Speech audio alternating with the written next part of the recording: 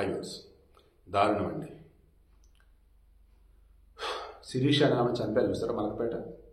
చంపింది వినయ్ అనుకున్నా కదా, వినయ్ కాదు, వాళ్ళ అక్క సరిత.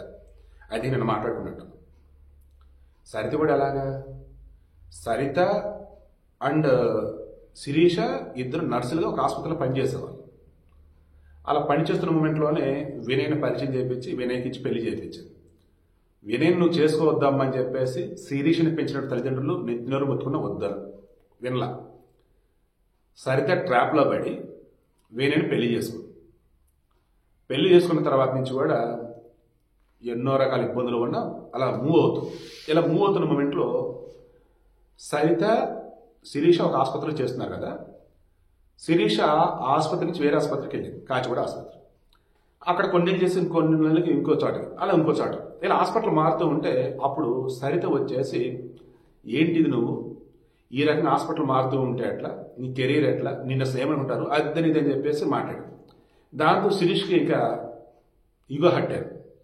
దెన్ నీ గురించి నాకు తెలియదు అనుకున్నావా, నీ అక్రమ సంబంధాలు నాకు తెలియదు అనుకున్నావా, నువ్వు ఎవరెవరితో ఏమేం చేస్తావు నాకు తెలియదు అనుకున్నావా, జాగ్రత్త అన్ని బయట పెడతా, నా జోలికి రామాలు, నా గురించి ఓవరాక్షన్ చేయమని చెప్పేసి బెదిరించినారు.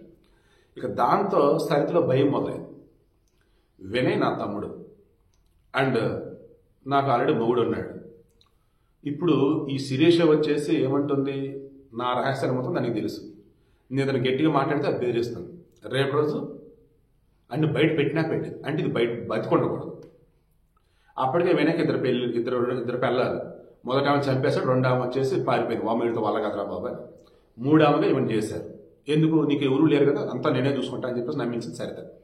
సరిత మీద యాక్చువల్గా శిరీష్కి నమ్మకం, ఆ నమ్మకంతోనే తొందరపాటుతో అనేసాను సరిత ఫీల్ అవ్వక అదని చెప్పేసాను, సరేలే అని చెప్పేసి అనుకున్నాను. కానీ ఏదో ఒక రోజు శిరీష్తో ప్రమాదమే, శిరీష్ని చంపాల్సిందని చెప్పి డిసైడ్ అయింది సరిత. దెన్ ఆల్రెడీ సరిత వచ్చేసి నిద్ర పట్టక మత్తు మంది తీసుకునిద్దంట. అదే వేలో శిరీష్ కూడా ఆ రోజు నిద్ర రాక, నీ దగ్గర ఇంజక్షన్స్ ఉన్నాయి కదా మత్తు, నాకు డోస్ ఇవ్వు, నిద్ర రావట్లేదు అన్నట్టు. దొరికింది ఛాన్స్ అని చెప్పేసి హెవీ డోస్ ఇచ్చేసింది, ఎనస్థీషియా మత్తు. ఇంకా అన్కాన్షియస్లోకి వెళ్ళిన తర్వాత ఇక గట్టిగా ఊపిరాడకుండా చేసి చంపేసి, తర్వాత ఏం చేసింది, వినయ్కి చెప్పింది.